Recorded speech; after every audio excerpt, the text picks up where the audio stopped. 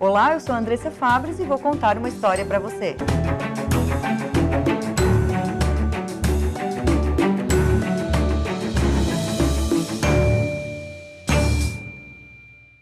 O nosso convidado começou a história dele dentro de uma sala de aula.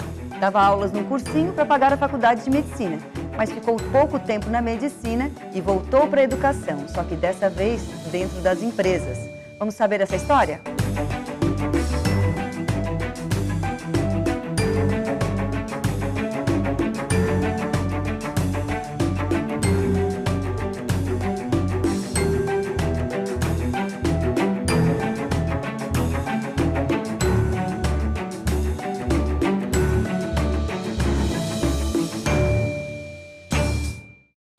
Olá, seja bem-vindo. O nosso convidado hoje é o Eugênio Mussac, uma pessoa que se formou em medicina, mas foi para outros caminhos. Conta um pouquinho, vamos contar um pouquinho dessa história. Antes da medicina já veio a educação. E depois foi para a medicina e voltou para a educação e hoje está transitando pelo mundo corporativo. Andressa, em primeiro lugar, muito bom estar aqui com você, com os nossos videoespectadores da ENGE Plus. É a primeira vez aqui em Criciúma, espero que seja apenas a primeira. Que bom, seja bem-vindo. Essa pergunta que você me fez era uma pergunta recorrente, né? Porque como eu sou formado em medicina e sou professor de administração, as pessoas estranham. Né? E estranham também o fato de eu ter largado a medicina. Às vezes você conhece alguém que estudou direito e não exerce advocacia. Né? É muito comum. Agora, em medicina parece que é meio raro assim, né, você se dedicar à medicina e depois largar. E, na verdade, o que acontece é que eu tive uma carreira muito forte na educação antes mesmo de ser médico. Eu era professor enquanto eu era estudante de medicina. Aliás, eu era professor antes de entrar na faculdade de medicina. Eu paguei o meu cursinho pré-vestibular dando aula particular. Fazia grupos de alunos que iam fazer um exame que na época existia, que se chamava exame de admissão. Que hoje não existe mais, que era para passar do ginásio do primário para o ginásio, né? Que hoje os dois foram fundidos para formar o primeiro grau. Então, quando eu me formei em medicina, eu já tinha uma carreira de educação e mais eu já era dono de um colégio. Eu tinha criado um curso pré-vestibular, um colégio. Eu tive lá uma veia empreendedora naquela época e acabou que eu já tinha um negócio que estava indo bem e não fui para a medicina. Só muitos anos depois, mas cerca assim, quase 20 anos depois de formado, que fui fazer um mestrado na área de fisiologia, depois que eu vendi a minha empresa, e aí acabei virando professor da faculdade. Então sempre a minha vida foi mais dedicada à educação. O senhor que trabalha com educação corporativa, nesse ambiente corporativo, e principalmente fala sobre pessoas, mudar de profissão, escolher uma área, depois migrar para outra, voltar para outra, isso é comum?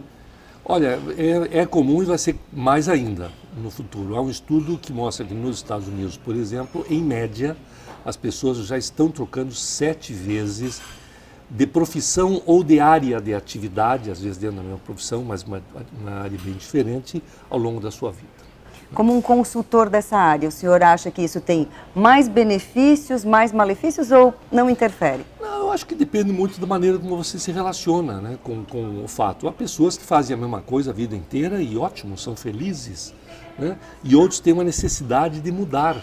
E se não mudarem, não serão felizes. Portanto, depende de cada um. O importante, Andressa, é que você esteja, ao estar trabalhando, exercendo uma profissão, um trabalho, um ofício, ao mesmo tempo você tem que estar aprendendo, se desenvolvendo e, claro, sendo feliz. Se você não tiver mais nada para aprender, e se aquilo não te traz felicidade, por que você vai continuar fazendo aquilo? Só pelo dinheiro? Isso é muito pouco.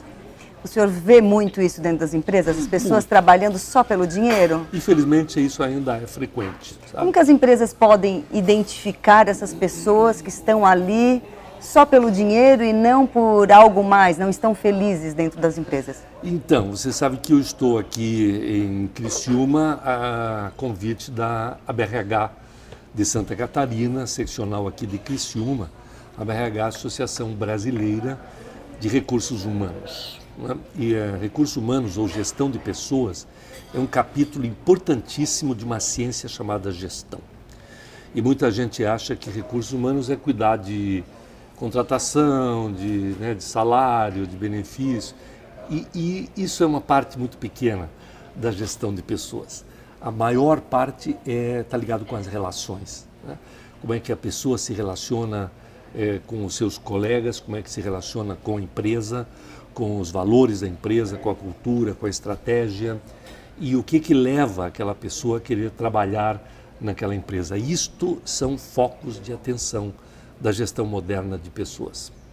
Hoje eu ainda ouvi dentro de uma empresa que o diretor da empresa tinha dito: a nossa empresa é essencialmente feita de gente, a nossa empresa é gente. Os empresários realmente são conscientes disso, ou eles falam meio ainda isso superficialmente, discurso longe de prática? Eu acho que você tocou num ponto interessante, porque há de tudo, né? Há empresas que não se dão conta disso. Há aquelas que se dão conta disso e têm um discurso interessante, dizendo que o nosso principal ativo são as pessoas, mas trata mais de cuidar dos processos, ou dos produtos, ou dos estoques, né? E existem as empresas que já assumiram essa consciência que sem as pessoas, as máquinas, as instalações e os processos não servem para absolutamente nada. Então é muito variável, mas o que eu tenho notado é que as empresas que têm as melhores gestões, né, que são mais exitosas e, como consequência, entregam melhores resultados, têm mais sucesso, são as empresas que levam em consideração, sim, o fator humano. Os profissionais de recursos humanos, eles têm uma luta árdua, né, para provocar essa consciência. Sim, eu não sei se é uma luta árdua, mas é uma tarefa muito complexa, porque na realidade o profissional de RH, e antes de eu responder isso eu quero dizer o seguinte: tem uma coisa chamada profissional de recursos humanos, tem uma outra coisa chamada gestão de pessoas. A gestão de pessoas não é responsabilidade ou não é exclusividade do RH. A gestão de pessoas é feita pelos gestores de todas as áreas. Tem que começar lá de cima. Lá de cima, exatamente. Mas o RH, já que se tocou objetivamente no profissional de RH, a sua função principal, Andressa, é a de mediar expectativas. Ele é o mediador de expectativas. Porque quando a empresa contrata um funcionário, a empresa tem expectativas a respeito deste funcionário, que são o resultado, o valor agregado, o comprometimento, coisas assim. O que nós não podemos esquecer é que a pessoa que está sendo contratada também tem expectativas com relação à empresa, né, que são reconhecimento por seu trabalho, oportunidade de aprendizado e de crescimento, orgulho de pertencer, ter motivo para ter orgulho de pertencer. Portanto, é uma relação que tem que contemplar a expectativa de ambos os lados. Imagine você um casamento em que só é atendida a expectativa do marido e não da esposa, ou ao contrário, vai dar certo? Não. Então, todas as relações humanas são assim, né? Nós estamos aqui conversando e você tem a expectativa de ter uma boa entrevista comigo, os nossos videoespectadores têm a expectativa de aprenderem alguma coisa com a nossa conversa, e eu vim para cá com a expectativa de ter uma entrevistadora inteligente. Quero dizer que a minha expectativa está sendo atendida. Ai, que bom, porque a minha também. espero que do público também. Tem um terceiro personagem que a gente não está ouvindo aqui diretamente. Na sua história, na sua trajetória, o senhor passou pela área de educação, depois pela área de medicina e voltou para a área da educação, mais focado na educação corporativa. O que o senhor aprendeu antes de se dedicar à consultoria corporativa que traz no dia a dia? O que a sua experiência como educador de um outro ambiente de educação trouxe para esse ambiente corporativo? Os aprendizados foram muitos, mas eu vou me limitar a um tema que foi uma percepção que eu tive quando comecei a trabalhar com educação corporativa, sempre lembrando, para que o nosso espectador fique bem ciente, o que é educação corporativa, né? Educação corporativa é qualquer ato de desenvolvimento humano que se pratica dentro de uma empresa ou de um setor profissional, né? A educação formal é o colégio, é a faculdade, né? O primeiro grau, o segundo grau e o terceiro grau. A educação corporativa faz parte daquilo que a gente chama de quarto grau, que aliás é o nome da minha empresa. Né? Quarto grau, Lifelong Learning, significa educação continuada, educação para sempre, que é a responsabilidade de cada um de nós. Agora, as empresas inteligentes, elas investem no desenvolvimento dos seus funcionários, seja do ponto de vista técnico, seja do ponto de vista organizacional, digamos assim, administrativo, seja do ponto de vista comportamental, que é igualmente, se não até mais importante. Então, esse fenômeno da educação, o fato da educação ter saído da sala de aula, ido para outros lugares, né, para associações, para sindicatos, e evidentemente para empresas, fez com que houvesse uma espécie de uma democratização, uma ampliação do alcance, né? Um aumento do alcance do fenômeno da educação. Agora, há uma diferença entre a educação formal do colégio, da faculdade, para a educação corporativa. A diferença é o foco. O foco no colégio é o conhecimento. O professor passa um conhecimento, depois faz prova para saber se você adquiriu e armazenou aquele conhecimento. E nem sempre o aluno está interessado nesse conhecimento. Não está, porque ele não percebe o significado. Os bons professores fazem o aluno perceber o significado. Bom, mas na educação corporativa, o foco não é o conhecimento, o foco é a competência. Certo. O foco é a competência. E a competência vai além, né, do conhecimento. Inclui o conhecimento, mas vai além. Né? Também inclui habilidades, atitudes, valores, né? A competência pode ser definida como a capacidade que nós temos de realizar um trabalho, de atingir um objetivo, mas mais modernamente nós dizemos que a competência é a condição para competir. Então as empresas, querendo ser mais competitivas no mercado, desejam aumentar a competência dos seus funcionários. Para isso existem dezenas, se não centenas, de modalidades diferentes para se fazer isso. Né? Hoje darei uma palestra aqui na SIC e a palestra será para pessoas, para empresários, para funcionários de empresas, executivos que são mandados por suas empresas. Essa palestra, esse encontro promovido aqui pela BRH de Criciúma e também pela SIC, é um ato de educação corporativa, sim. A gente vai para o intervalo rápido. No próximo bloco eu vou querer saber do Eugênio Mussac como que está a educação corporativa e a educação como um todo nesta era digital em que a gente faz entrevistas via web e que vem uma nova geração aí dentro das empresas.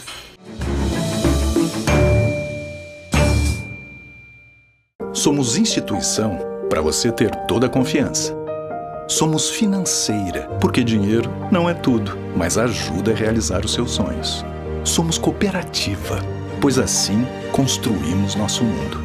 Somos premium, afinal, você merece exclusividade. Para nós, não existem perdedores, todos ganham juntos. É por isso que somos assim. Unicred, um time que coopera com você. Hoje o nosso convidado é Eugênio Mussac. Ele é um grande consultor na área de gestão de pessoas, educador corporativo, é médico também, ainda tem CRM ali, está credenciado a fazer atendimentos? Não, na verdade eu suspendi o meu CRM porque eu não pratico medicina clínica, mas eu tenho uma atividade junto à Associação Médica. Mas é uma atividade educacional. De educação corporativa. Educação corporativa. Na sua passagem pela medicina, o senhor se especializou em fisiologia humana e também trabalhou com esportistas, foi isso? É que o trabalho com esportistas é uma especialidade dentro da fisiologia, né? Chama-se fisiologia desportiva. Certo. E foi uma coisa muito boa, não foi muito tempo que eu me dediquei à fisiologia desportiva, e isso aconteceu mais porque eu gostava de praticar esporte. Então fui fazer uma pós-graduação na Argentina, que era muito forte naquela época, cidade de Rosário nessa área, e ajudei a criar aqui no Brasil, acho que o segundo laboratório de medição fisiológica para esportistas. O primeiro foi de São Paulo, o Futebol Clube, e o segundo foi o meu, que atendia qualquer pessoa. O que faz a fisiologia desportiva? Ela avalia as tuas qualidades fisiológicas e compara com as qualidades fisiológicas necessárias para a prática do esporte que se quer praticar.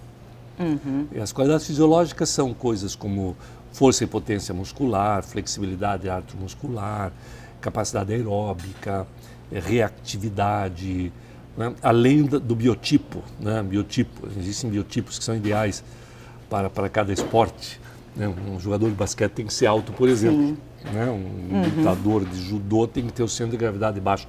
Então são coisas assim que o fisiologista é capaz de identificar e dizer ao seu cliente, que é um atleta, o que ele tem que fazer para se aproximar das qualidades fisiológicas ideais para a prática daquele esporte. Quando eu vim para o mundo corporativo, eu encontrei exatamente a mesma situação, só que em vez de qualidades fisiológicas, nós chamamos exatamente de competências. Né?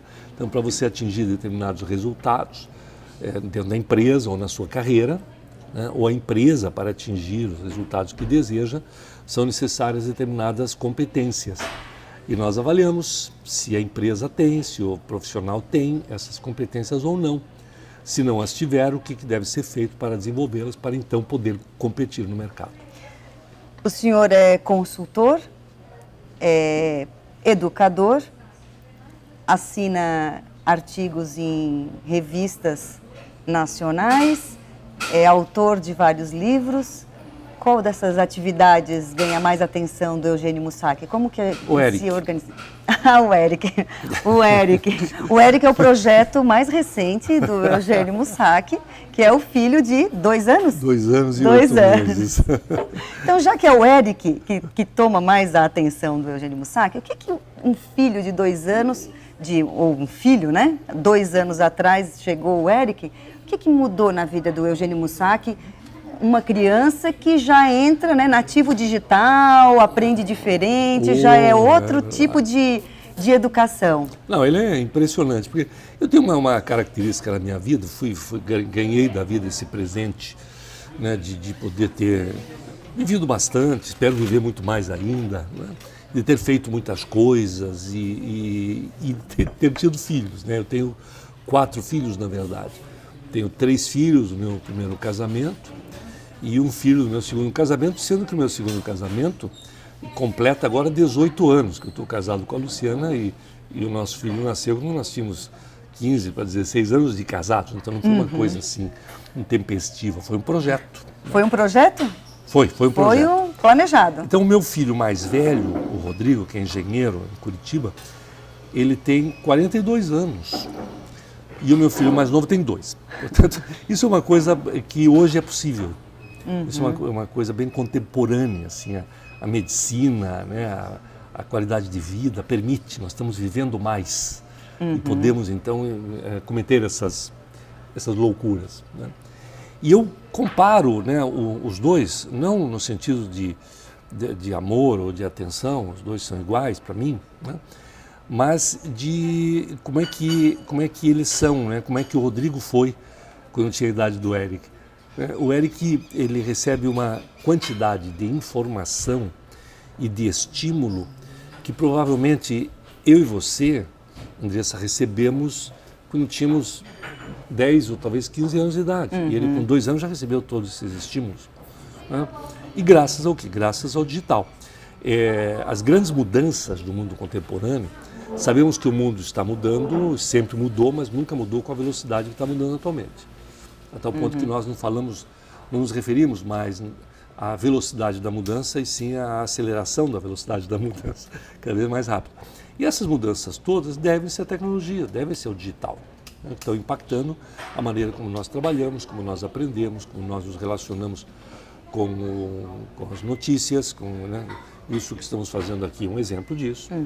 Né, quem podia imaginar que nós estaríamos aqui num café, né, que foi transformado em um estúdio falando para milhares de pessoas, sem pertencermos a uma grande corporação de broadcast. Né, e poderíamos estar fazendo ao vivo, talvez, né? Claro. Quando que imaginaríamos, né, que isso aconteceria? Não, então nós estamos aí conectados, eu tenho aqui em meu pulso um computador. E eu me lembro a primeira vez que eu vi um computador, foi na década de 70, logo que me formei, fui estudar na UCLA, Universidade da Califórnia em Los Angeles, uma das maiores do mundo, e pela primeira vez eu vi um computador.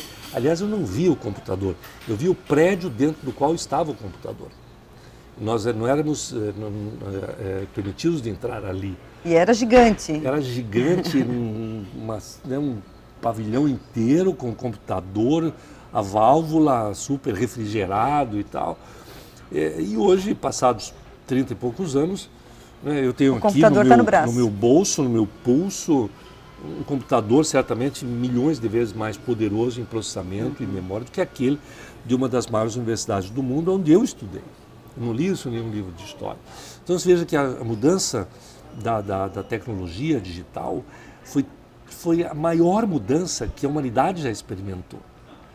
Né? Nós tivemos grandes mudanças anteriormente. Tivemos a Revolução Industrial, tivemos a máquina a vapor, tivemos a eletricidade, a química. Né? No âmbito mais humano, tivemos o Renascimento, o Iluminismo, né? Tivemos o Cristianismo, tivemos os gregos, né? Na antiga Grécia, né? No início da filosofia. Claro que foram mudanças, mas, gente, nunca com a velocidade de atualmente. E isso está impactando tudo. O nosso trabalho, você está aqui trabalhando, né? Eu também. Né? Impacta a maneira como nós aprendemos. E eu vejo, então, que o meu filho pequeno, ele hoje tem o seu próprio tablet. Isso não significa que ele esteja isolado de outras coisas. Né? Ele também tem livros de papel, ele também tem brinquedos de madeira. Mas é o acesso, né? É o acesso. O acesso à informação. O Netflix através de uma Smart TV com facilidade, entende? Acessa YouTube, assim, a tal ponto que a gente tem que tomar cuidado, né? Assim, de meio que segurar um pouco a velocidade. A velocidade e aonde que ele pode entrar ou não, porque faz parte já da vida dele, entendeu? Essa aceleração da velocidade que o senhor falou, não tem provocado dentro das empresas, nas pessoas, né, uma certa ansiedade? O senhor percebe isso dentro da... Como que as pessoas mais velhas, principalmente, porque a gente pega os mais jovens, eles já estão um pouco mais habituados, têm um pouco mais facilidade. Mas o público acima dos 40, 50 anos, já não é toda ferramenta, não é toda tecnologia que é fácil. Isso é um tema muito relevante e recorrente, porque se fala muito hoje das diferenças entre as gerações. Quando eu comecei a trabalhar no CONAR é o Congresso Brasileiro de Recursos Humanos, que é o segundo maior do mundo, há 10 anos que eu participo do Comitê de Criação, eu me lembro que logo no começo a gente falava muito de conflito de gerações. Hoje não se fala mais nisso, Andressa. Hoje se fala de relações entre as gerações, de colaborações, de aprendizado. Eu acho assim que você aprende com outras pessoas. Você não aprende no livro, na aula e tal, mas aprende também nas relações humanas. E nesse capítulo de aprender com as relações humanas, a melhor maneira de você aprender é você conviver com alguém de uma geração diferente da sua. E não é só que o mais jovem aprende com o mais velho, porque ele tem mais experiência, já viveu. O mais velho aprende com o mais jovem, porque o mais jovem tem um novo olhar. Aliás, eu tenho um livro que se chama Um Novo Olhar, exatamente. Eu ia perguntar para o senhor. Tentar ver sobre um novo ângulo. É essa virtude das equipes, né? Só para terminar, uma equipe não é formada não é um conjunto de pessoas iguais. É um conjunto de pessoas que têm o mesmo objetivo, defendem os mesmos valores, mas que têm diferentes visões. E aí, quando você tem dentro da mesma equipe pessoas de idades diferentes, isso é extremamente produtivo. Mas é necessário que as pessoas tenham uma coisa que, infelizmente, faz falta um pouco hoje no mundo, que é a humildade. Essa certeza de que ela não sabe tudo, que ela tem muito para aprender. Né? Como disse Sócrates, tudo que sei é que nada sei. O conhecimento é um halo luminoso que se forma em torno da minha cabeça. Quanto mais eu aprendo, mais este halo cresce. Porém, quanto mais ele cresce, mais aumenta a sua superfície de contato com a escuridão, que é a ignorância. Então, quanto mais eu aprendo, mais eu percebo quanto que eu tenho para aprender. O senhor escreveu vários livros, foi coautor também de livros, artigos, né? Em vários momentos diferentes, né? Em vários, não só dentro da cultura digital, mas também dentro de modelos de gestão, né? Isso também mudou ao longo dos anos. Sim. Qual mensagem ou qual tema que o senhor acha ainda que é muito presente, que sobreviveu a todas essas mudanças? Eu acho que há vários, mas já que você me pede para pontuar um, Eu diria que é a questão do significado, né? Que é por que nós fazemos o que fazemos. No dia a dia nós sabemos o que temos que fazer e procuramos entender como que temos que fazer, o que temos que fazer, e muitas vezes deixamos de lado por que estamos fazendo o que fazemos. Quando nós damos o verdadeiro significado para o nosso trabalho, nós nos entregamos inteiros a ele, senão ficamos apenas em parte colocados com ele. Nós dois estamos fazendo o que aqui nesse exato momento? Você está dando uma entrevista, eu estou dando uma entrevista. Isso é o que nós estamos fazendo, não é por que nós estamos fazendo. Porque nós temos um compromisso com os espectadores, nós acreditamos no poder da comunicação que eleva. Nós acreditamos que é possível, através da informação de qualidade, elevar a qualidade da nossa sociedade. É por isso que nós estamos aqui. Então, acho que a ideia do significado sobreviveu e, mais do que sobreviveu, se engrandeceu com o tempo. Essa geração mais nova, apesar de não ter mais esse conflito, né, de ser um relacionamento entre gerações, mas essa geração mais nova vem com essa força do significado, né? Ela vem com essa visão de propósito muito forte, né? A gente lê que os millennials, eles querem ter propósito, eles querem trabalhar com propósito. Exato. O senhor percebe que esse tipo de visão beneficia de que forma a sociedade, as empresas, as corporações? Olha, você tem razão ao dizer que os jovens estão sequiosos por significado.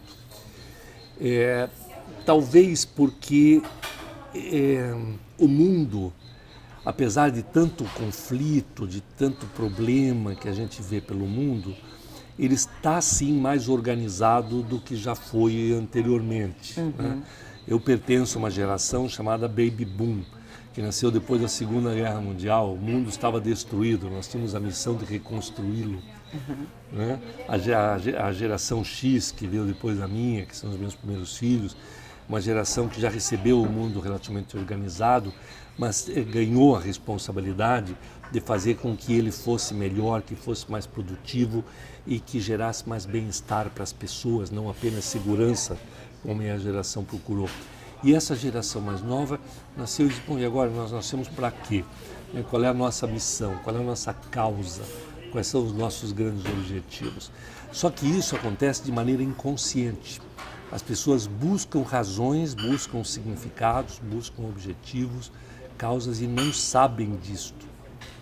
Então, acho que cabe às lideranças, e quando eu falo em liderança, não estou falando de liderança política, estou falando de liderança em todos os aspectos. O professor é um líder, o chefe que você tem o pai e a seu mãe? Trabalho é um líder, o pai e a mãe são líderes, não é? Sei lá, em qualquer momento nós temos alguém liderando. E uma das funções do líder é exatamente a de mostrar o porquê das coisas, né? A razão, por que nós estamos fazendo isso. Aí muda tudo, porque, como disse o Viktor Frankl, né? Por mais difícil que esteja a nossa situação no momento, se nós acreditamos que existe uma razão por trás de tudo isso, eu não estou falando de espiritualidade, estou falando de tua relação com a tua própria vida, né? Se nós acreditamos que podemos fazer alguma coisa, deixar um legado para o futuro, nós passamos por cima de todas as dificuldades. A frase dele é maravilhosa, ele disse, quem tem um bom porquê, suporta qualquer como.